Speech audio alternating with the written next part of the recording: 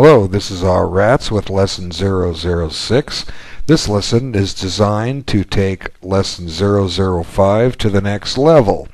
Lesson005, I basically thanked everyone for getting through this far and tied all the parts together. And what I did as a main point of 005 was to show you as white how you can control the opening. We pointed out the old analogy that although white moves first, black controls the opening, yet I showed some ways to get black out of all of his main lines if you're a mainline E4 or even D4 player. Of course, there's several things I didn't mention, and I want to get to a few of those here. White can also get out of black's main defenses to E4 and D4 by playing other moves, and I'll just point to them: C4, B3, F4. These moves, of course, if you want to play those and that's your style, that's fine. I will be getting into more of the English opening as these lessons progress, because it's something I employed, and we're not ready there to get started on that yet. Moves like G3 and Knight F3 are also perfectly acceptable moves to play, and often these can transpose into queen pawn openings or even English openings.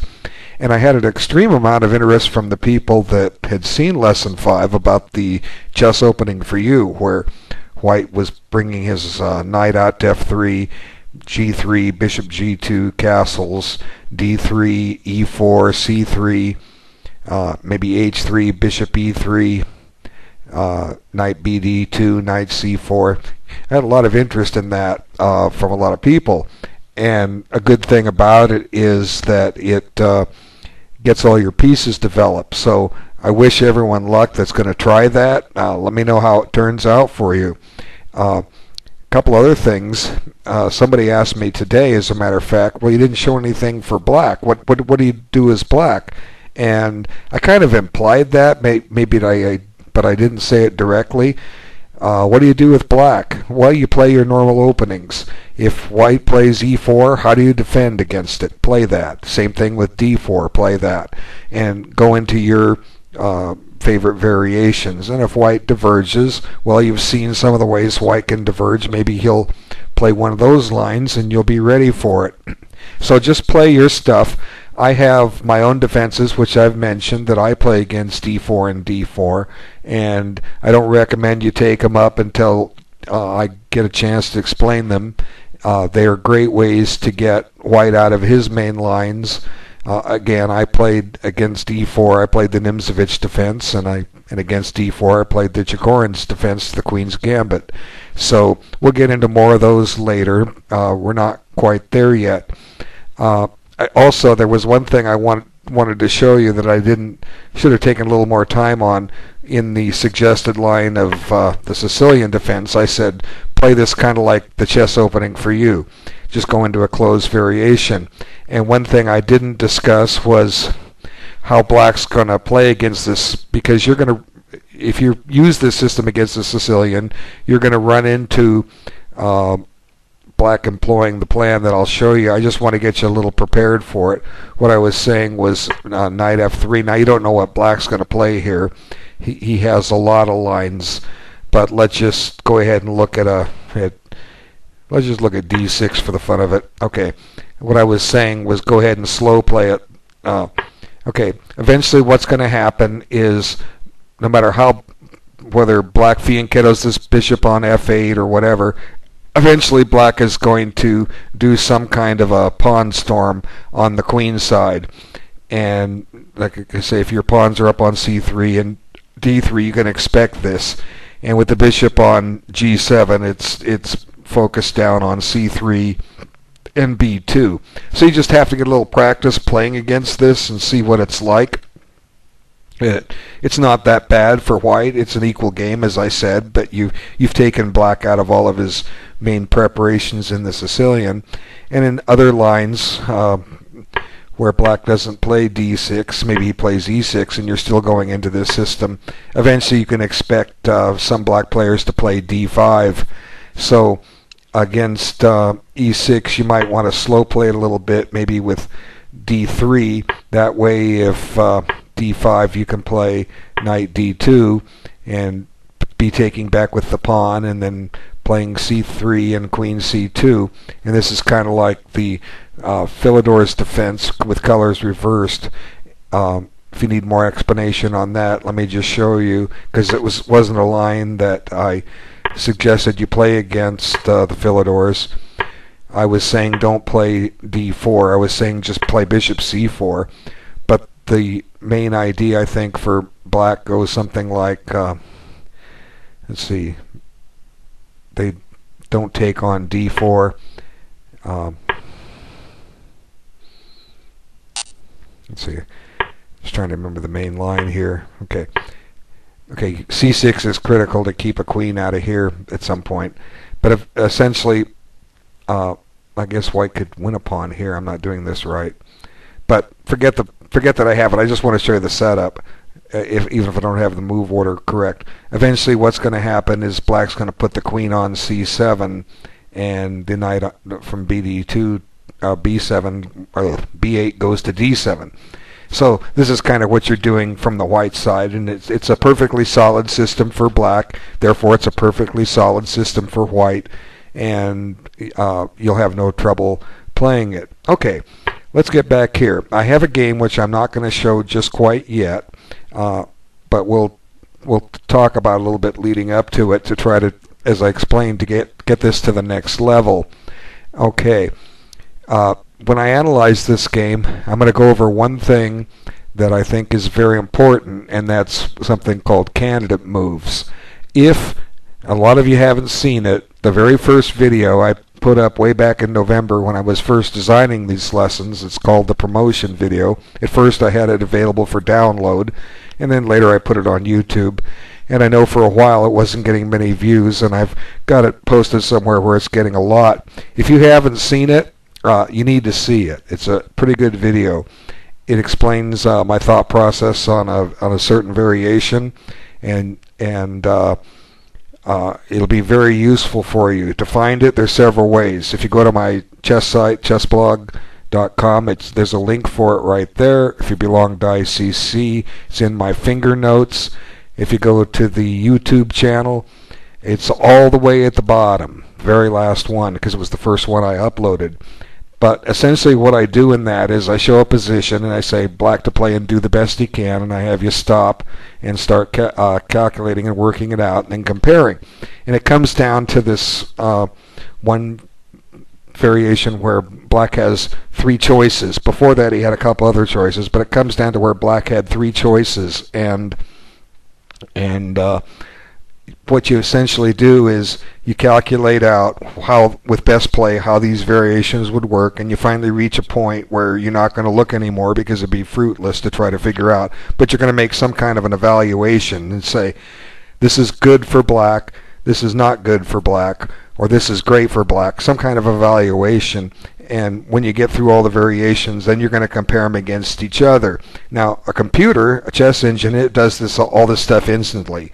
We're humans, we have to stop and work it out.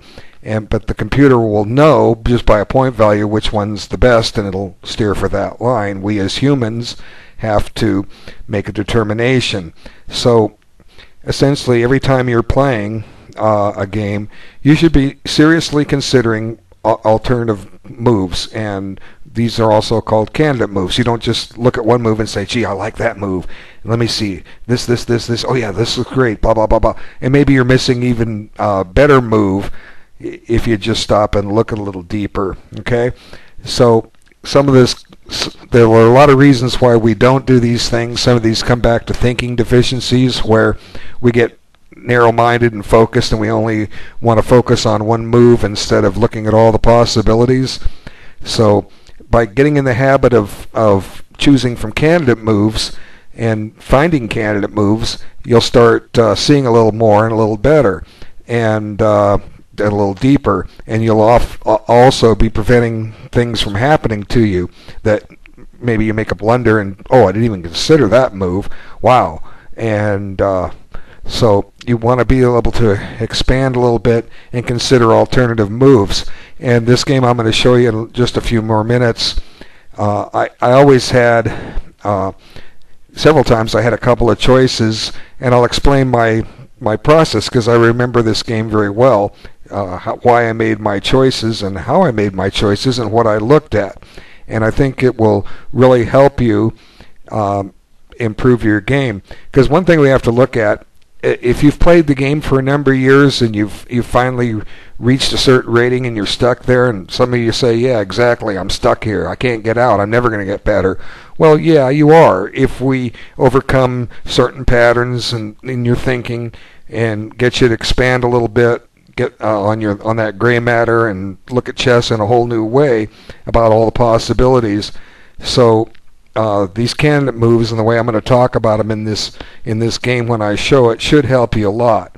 And the other type of player is the new player, and these are the players that can just shoot up really quick. And that's a lot of that reason is because they're very enthusiastic about it. Chess is something new. There's something they grasp really easy, and improvement just comes rapidly. And there's often no limit to how good you can get. You just don't know. It just depends on you. How serious do you take this?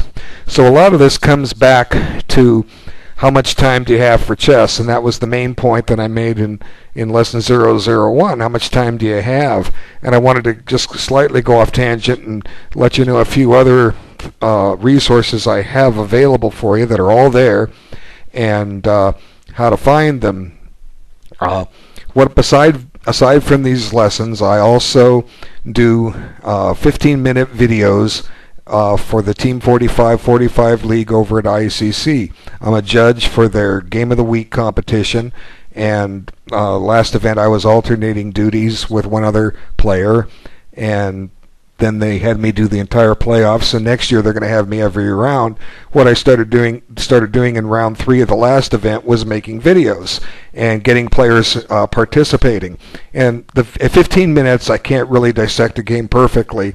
What I would do is just make ideas and suggestions. Sometimes I'd make blunders, but it's a quick video. But I'd make all these recommendations. Well, look at this, something to help jumpstart your study. And there's a whole lot of these videos, and they're very, very informative.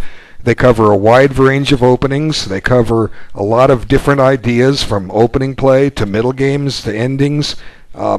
Again, it comes to how much time do you have for chess.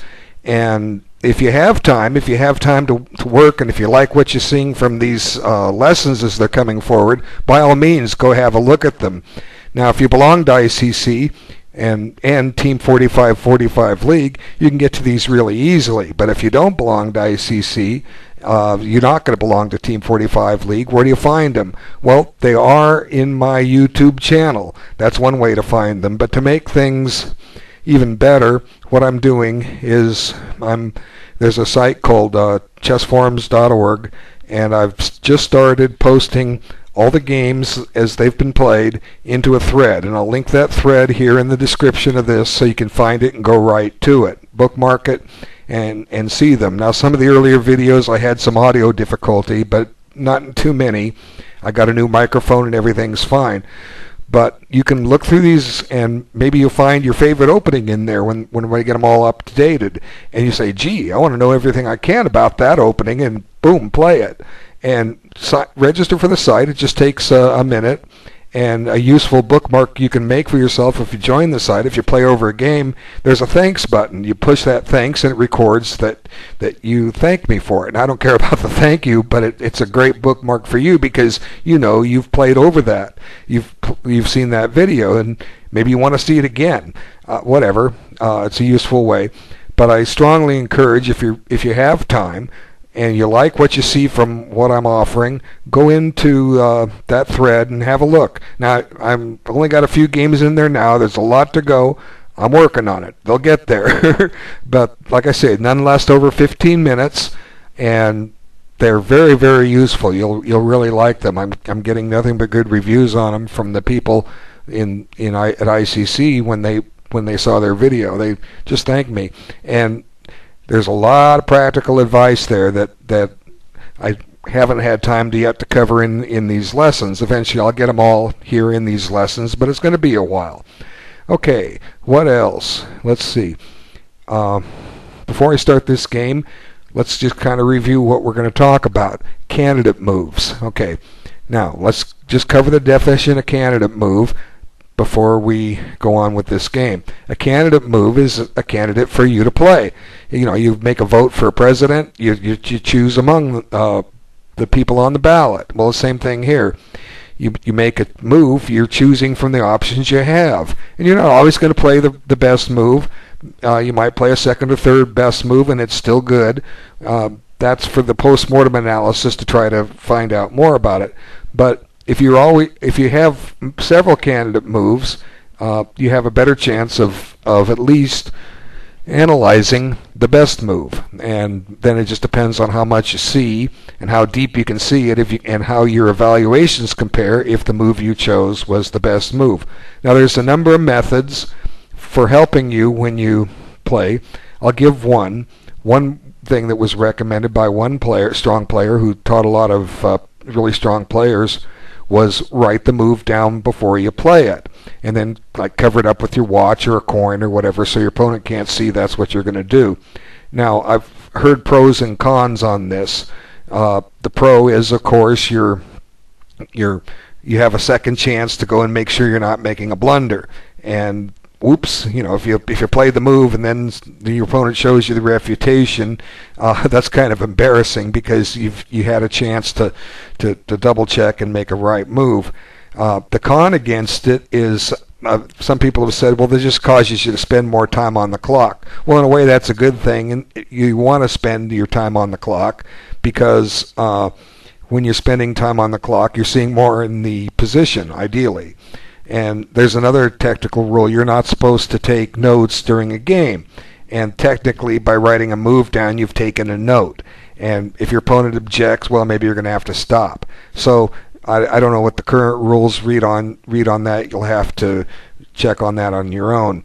Another useful tip I'll have you do is, it's the way I did it when we played with an analog clock usually, and if it's a 40 and 2 hour time control, we'd start the clock at 3:59. The extra minute was to make up for any the clock either running fast or a flag falling early. So while you're playing the game, like I would say at move 5, I might say I play knight F3 on my 5th move, and I look at my clock and it says 7 minutes after 4. I'd write 4:07, and periodically, you can do it every move, great.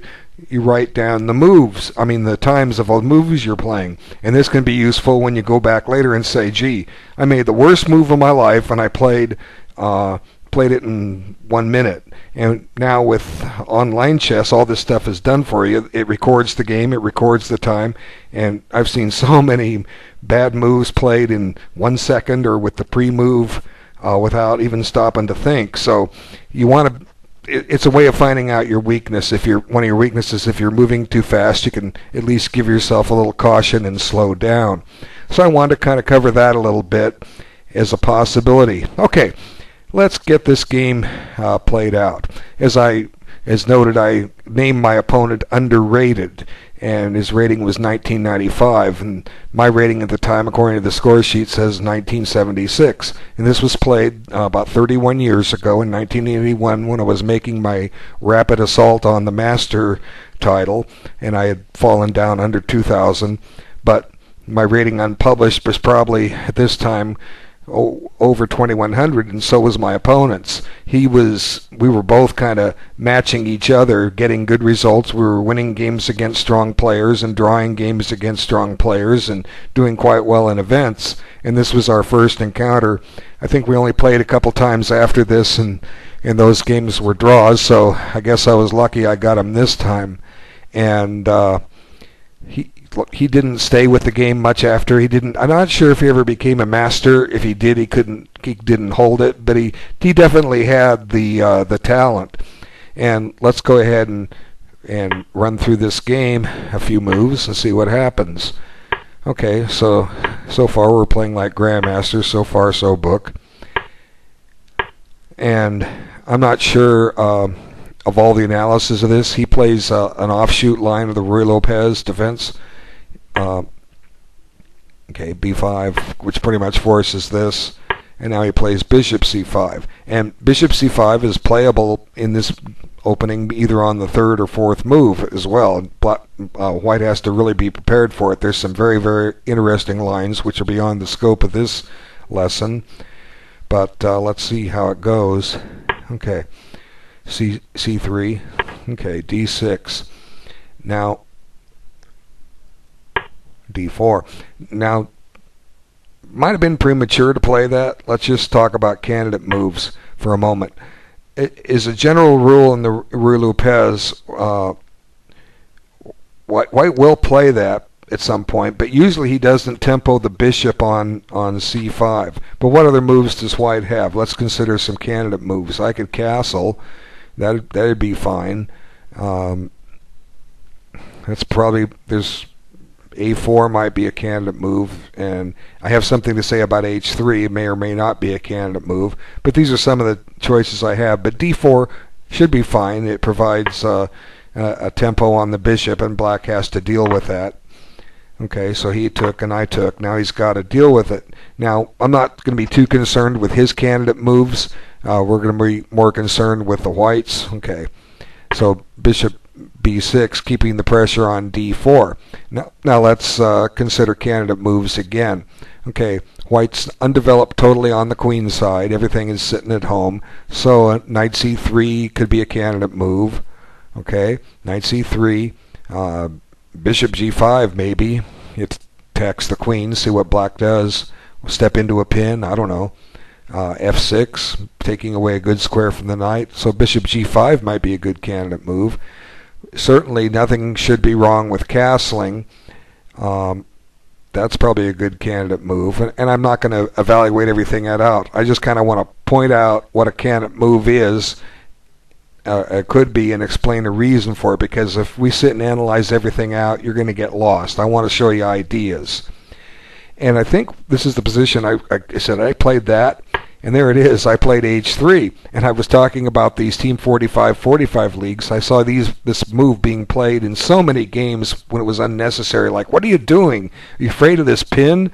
My goodness, it's just putting you behind. But I know H3 is a common move in a lot of Ruy Lopez positions, and it's played with the express purpose of keeping the white squared bishop out of D4 or G4, because there'll be some pressure on D4. But there was one other interesting candidate move right here, which I didn't show, and that's knight g5. And knight g5 is kind of interesting because it hits f7. So he kind of has to play knight h6 here, and then what I can do is I can play bishop d5, okay, because he can't chase me out. His knight's not in this place to chase me out. And no matter how he does that, guards that knight, bishop d7 or bishop b7, I've taken away the bishop g4 from him, especially when my knight's sitting there on g5. So I could just, I got to guard this guy now. But I don't know. I just wanted to point it out. There's plenty of stuff that you have to evaluate when you're looking at candidate moves. Okay, so don't want to go too crazy into variations. I just want to more show ideas. But I played h3, and it does, for what it's worth, keep the bishop out of g4. But I still have this horrible queen side. And now the game starts taking on a very peculiar tone.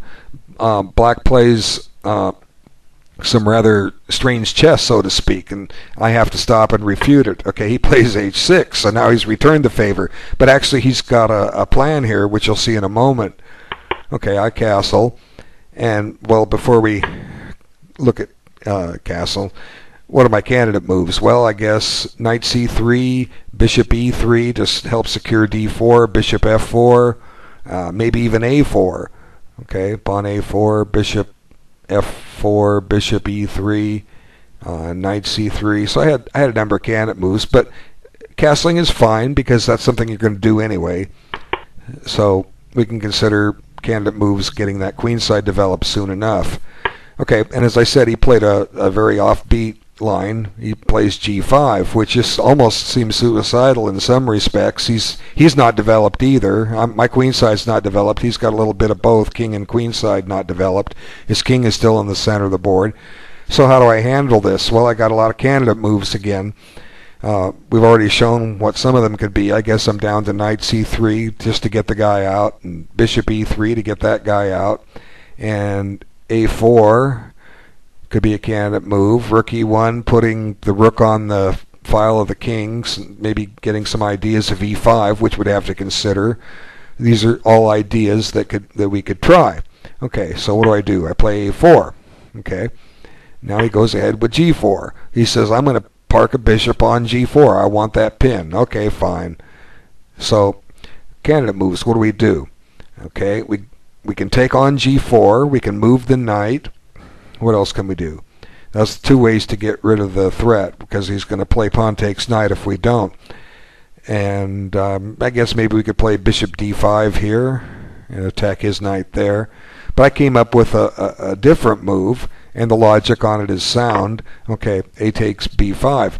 Now the point is, if he takes my knight, I have just a simple resource. I play queen takes f3. Now I'm threatening a mate, which he has to deal with.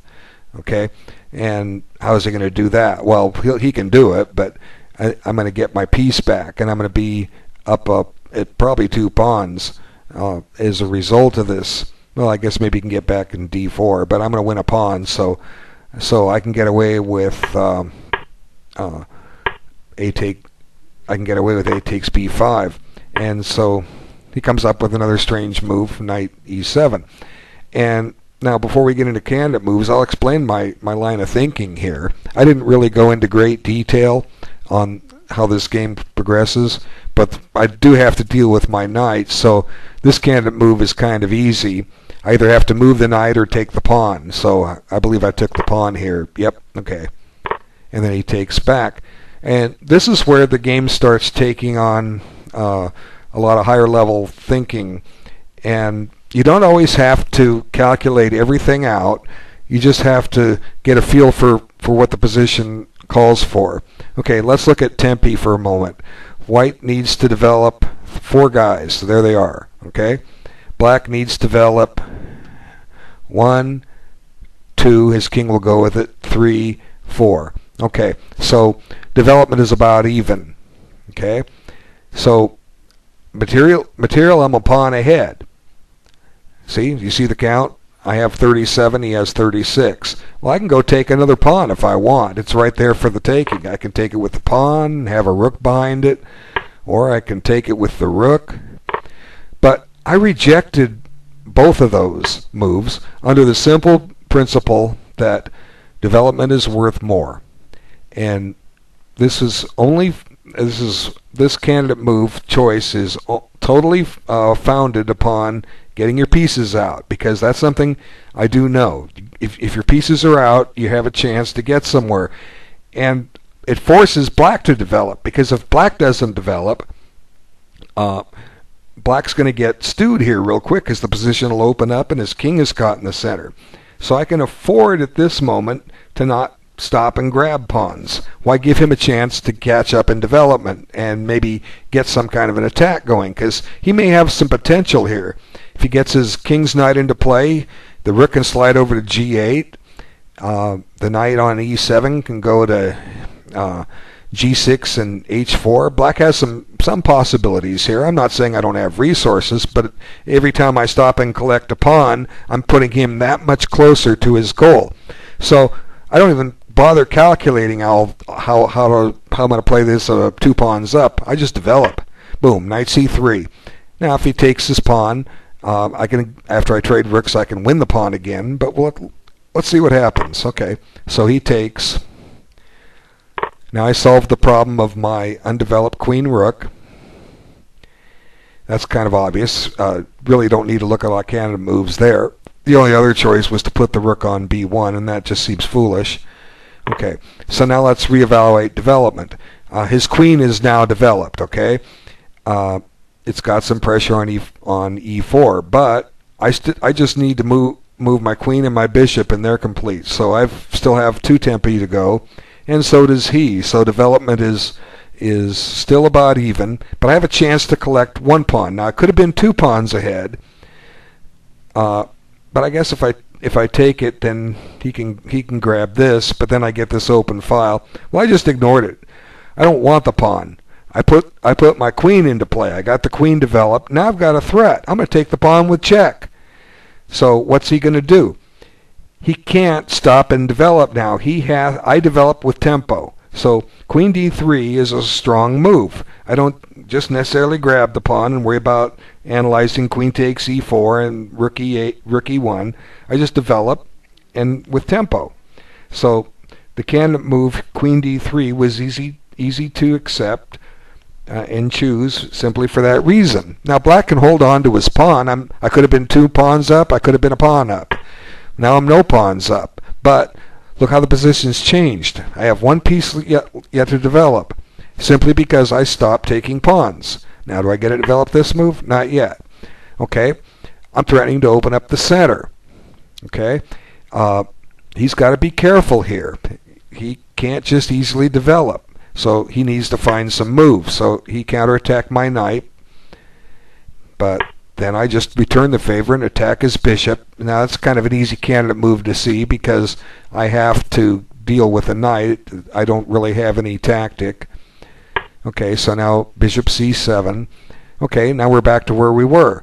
I just have 1 piece to develop, my queen's bishop. He still has to develop his king's knight and get castled. Okay, so what do? What are my candidate moves? Well, I can take this pawn. I can move my bishop. I think this is where I played e5. Yes, e5. And this is a perfectly good time to do it because even though I don't have my bishop developed yet, there's a lot of nasty tricks here. There's things he can't do here. He has to be very careful. For instance, if he tries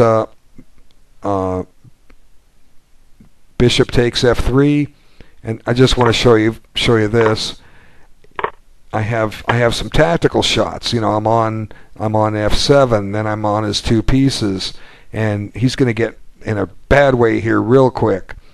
Okay, so I've got some tactical possibilities to open up the position now while his king is still in the center of the board. Okay, so let's see what he does. He takes here. Now I can do a lot of things here. I guess I could analyze pawn takes here, which has a tempo. It's temping his 2 bishops, so I can't really tempo his queen too easily because my knight's loose. So let's see. I think I took on d6. Yeah, exactly. Okay. Now he's got to deal with that. Now materialist, he's actually a pawn ahead for the moment, but I have a nice position. His king is still caught in the center, and I've opened up the center. And I'm going to win my pawn back. It's just a matter of time, and I can do it with tempo. Watch. Okay, knight b6. That's an easy move to see. I didn't talk about candidate moves, but other candidate moves. I don't want to play queen takes d. Well, I can't play it. His knight's on e7. But what else? I could bring the rook over onto the open file. I could still develop my bishop on d2 or whatever. But knight b6 just screams to be played because now I'm going to get my pawn back and I'm going to attack his queen. So he's got to stop and deal with that. So he spends a move. He puts the queen on the long diagonal for what it's worth, although the queen belongs on the other side of the bishop, but it's not there. And now I take back my pawn. So now we're running out of pawns. We only have 3 pawns each, and we have all 4 minor pieces each, and just a set of rook has been exchanged. So white could win this in a hurry. It might get a little trickier if black survives and gets down to an ending because I don't have that many pawns left. I'm going to have to maybe win this advanced pawn on b4 or win one of these isolated pawns if I have to win an ending. And a lot of people talk to me about learning endings. And one useful advice I can pass on right now is sometimes you want to think about the ending in the first few moves, and sometimes you want to think about the ending several moves before you get there. So now we're going to think about the ending for a moment. Black has 3 weak pawns. I'm not poised to win any of them yet, but they're targets. Okay, I got targets there. So if I win any one of those pawns, I've got tremendous winning chances because the other two will still remain weak. They're still a target, and I'll be a pawn ahead. So white should not fear any exchanges if you can't get a decisive material advantage with the black king caught in the center of the board. Then white can start thinking about potential endgames. So it's not, once you get an ending, a pawn up, or with a strategy like that, they're relatively easy to play because you just start focusing on the weaknesses, start attacking them. And with white all well centralized, look, every white piece that's beyond the first rank is in the center, controlling the center, and a lot of squares near the center. So white's got tremendous game here, even though material is even. White's very close to having a winning position. Okay, so black needs to defend here. What's he going to do? Okay, he exchanges, and that has pluses and minuses to it. It opens up a direct line to his king, which he can shield. Okay, now I take back with the queen. It's got an immediate threat on f7. He's got to deal with that. There's a side threat of checking here. I also have this check possibility. So with the position open, black's got to be very, very careful here. Let's see what happens. Okay, bishop e6. Now we got to think about candidate moves. I have to be careful where I put the queen, or I'll drop the bishop. So I'm kind of limited on what I can do. I could queen check. That's a candidate move. I could bishop check. I could pin. Okay, so I've got 3 candidate moves right there. I guess I could consider queen d3, although that seems a little passive, and queen d1 even more so. So the first 3 moves are the more logical candidate moves, and I'm not saying I played the best one, but the more aggressive ones are usually your better ones. So you get a choice like this, you might want to stake a few minutes and say, well, bishop check, what's he do? Well, it looks like he has to move his king. Or he can move his bishop, and I can trade it, and his king's caught in the center, and his bishop is pinned, so that's okay. The rook check, maybe that entails a threat of rook takes bishop check, so that's certainly worth considering. And then queen check is fine too. Might force him to move his king because of bishop d7. Then I have rook check. So let's see what I played. I played bishop check. Okay, so he might want to park his king on f8 here. It might be a little safer, but then I've taken him away from castling. But he played kind of a risky move. He played king e7, and now I've got to deal with my queen. So we've got to find new candidate moves. Well, now I can play rook e1, pinning it. We could have done that last move. The queen now has a wider variety of squares to go to than it did before because it doesn't have to secure the bishop on b3. So queen h5 looks like it could be a fine square to go to. Queen a5 less so. Queen e4 maintains a pin. Queen d4 attacks the rook. There's all kinds of interesting moves here for white. So we just kind of have to look at those candidate moves and be sure we look at them all and make a choice. So I'm thinking queen to d4 or rook e1 are probably the best moves here, simply because one has a pin and the other one tempos a rook. Okay, so let's see what I did. Yeah, I played queen d4. Now he's got to deal with his rook. He can bring his knight out to f6. He can move the rook. He can move the pawn. Moving the pawn might be risky because it's guarding that bishop, which I may turn around and pin. So let's see what he did. He played knight f6. Now he's finally got his knight out. But I'm controlling the center still, and I have a very, very decent position. His rook is tied down to guarding that pawn, although he might gambit it if he can get any kind of attack going. But if I can weather that storm, I'll reach a very winnable ending. So, I forgot a candidate moves. I've shown you the move. But bishop d2 is not a bad move because it finally gets the piece developed. It puts some indirect pressure on b4, even though it's guarded. It's tying his pieces down. My pieces are centralized. His aren't.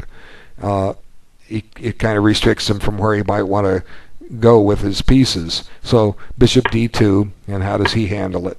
Knight g4. So he's thinking about an attack, and that's pretty much all black can think about because I've just got a very nice game. I'm well centralized, as I said.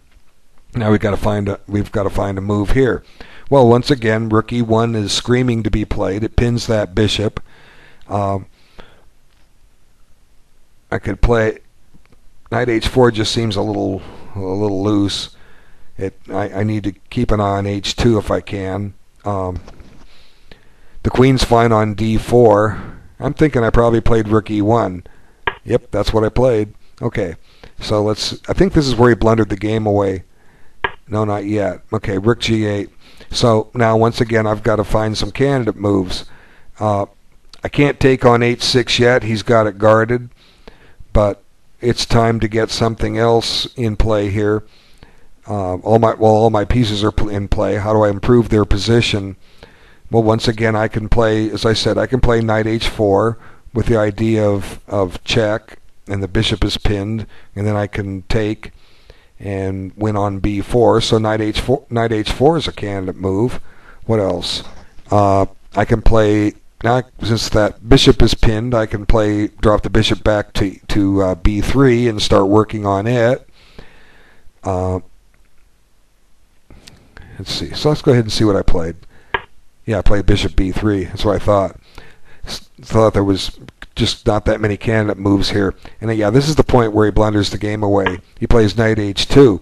Now he's threatening to win everything with a fork. Of course, I can deal with that, but unfortunately, it just dropped the piece because, well, White to play and do the best he can. Pause the video and solve the tactic. Okay, you've come back and started the video again, and you should have found Queen H4, which wins the knight on H2. Once his king gets out of check, I play knight takes knight, and he's going to be down a piece.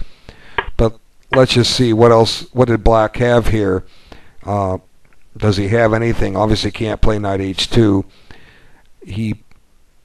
His king is loose, but it's also holding E6. His queen is tied down. If it tries to get active somewhere else, I'll just grab this B4 pawn. I don't think he has enough to show for it. So his pieces are kind of tied down. Maybe he could play Rook G6. But then again, I have this useful move, Knight H4, which threatens to hop in here. Oh, yeah, no, not quite. I can maybe even chase his rook away, bishop C2, and if he goes to F6, I can steal the knight on G4 because the bishop guarding it is pinned. So it's hard to say exactly how, but White should have nothing to fear in this position. He's certainly not losing it, but if Black can defend, White will go for an ending where all those three pawns are weak. So now the question is, if I have to win this in the ending, did I do wrong by not snatching those pawns? Well, who knows? That would require a deep, thorough analysis and proof that I could win those pawns. But you're never going to go wrong with development. It gives your opponent more chances to go wrong, and that's exactly what happened here. Black went wrong, and he finally succumbed under the pressure. But like I say, the purpose is not to decide whether Black can survive this. Maybe he can for a while, but in the long run, White's going to have the better game. Okay, let's just kind of review a little bit about candidate moves. If you see enough of them, you're going to limit your blunders, because you will find better moves. Sometimes a move you might not consider when you start looking for more candidate moves. Oh, look, I might not have even thought about that, but since I was looking for more candidate moves, this one really works great for me. And when you're playing better opponents, you're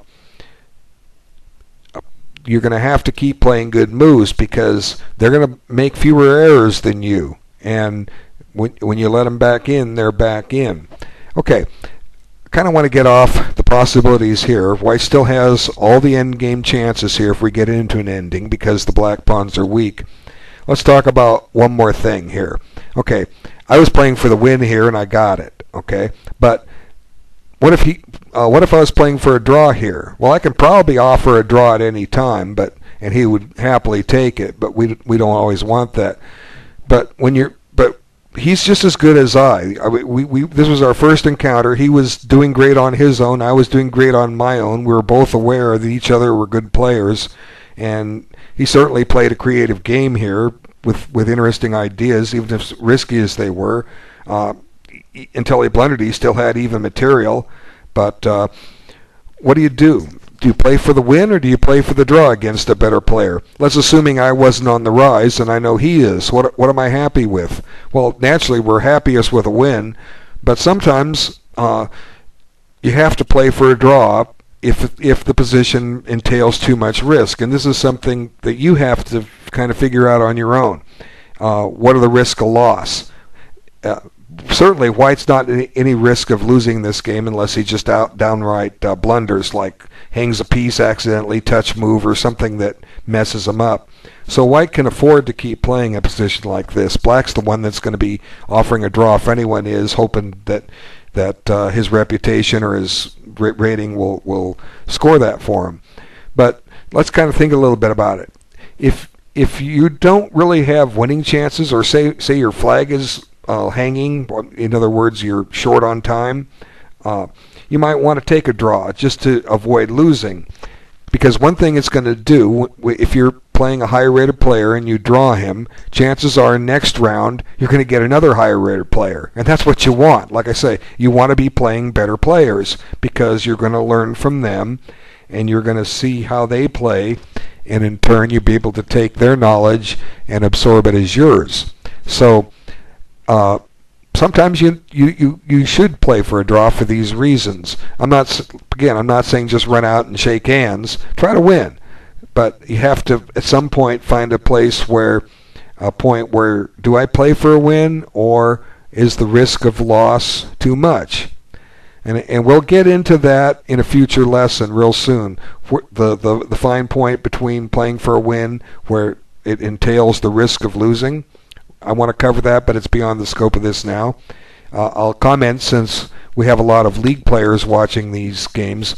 By that I mean the Team 45 League. That's a team event, and a lot of times you play to take draws. Sometimes you don't go for the win when it's there, simply because you're playing for your team. And when you go for individual glory, that's when you can hurt your team. So team play takes on a few different strategies than that of individual play. Okay. Other times you have to play for a win. Can be in certain prize situations, like say last round of an event, and you and your opponent are the top two in your class, but he has a half point ahead of you. If you draw, you may win a prize, but you may not win a very good prize. But if you beat him, you might win a really great prize. But then again, if you lose to him, you might cost yourself that average prize. So something you have to weigh depending on what kind of money is available. And these are things that come up. So, but as a general rule, you want to play every game for a win. But there'll be times when you realize that you simply can't play for a win because the risk of loss is too great, and you can't always assume your opponent will miss what you see. And these are things we'll get into later. All right, I wanted to cover this thing, and I expect all of you, when you go on to be playing your next tournament games, that you're looking for candidate moves. Okay, so where do we come with this lesson? Well, go back and look at the promotion video. And again, I'll remind you on that. You want to look at that promotion video and see how I went through my variations and my thought process and my evaluations. And then when you're playing your game, find your candidate moves and then apply not so much variations but principles, like, does this help my development? When it helps your development, it's usually never a wrong choice. If it gets you something quick, like a clear win of a pawn that you can determine your opponent doesn't have adequate compensation for, well, take it. Get the pawn now. If you can gain several tempos instead of taking the pawn, well, that's a good choice too, because when your pieces are out, all sorts of wonderful things can happen. Okay?